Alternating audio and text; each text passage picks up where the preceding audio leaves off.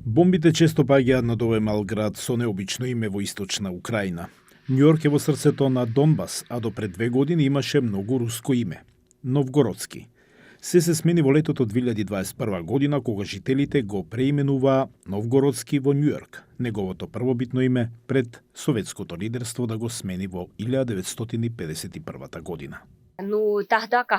Во тоа време размислувавме за инвестициите, туристите, но ништо не се случи, освен што започна војната. Тие го изгради и реновираа музеот, но сега е урнат. Туристите никогаш не дојдоа. Њујорк не ни донесе ништо. Никола Ивна е една од 2000 луѓе кои се уште живеат во градот.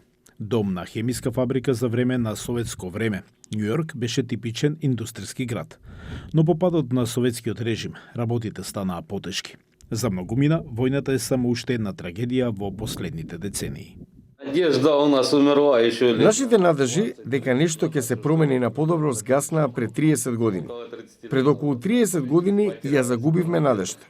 Името не ни е важно.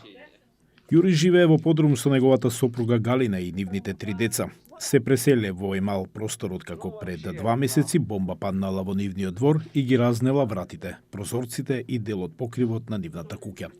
За разлика од сопругот, Галина се надеваше дека промената на името ќе ја промени нивната судбина. Во суштина, се е околу војната. Зошто би се грижеле за нешто друго освен за војната? Бомбите, вели таа, сега се дел од нивната рутина. И украинскиот Њујорк исто така е град што никогаш не спие. Да, конечно. Не спиеме веќе 1 година. На другиот дел од градот експлозија ја преплаши Николаево. Гледате, почна. Сега можете да слушнете.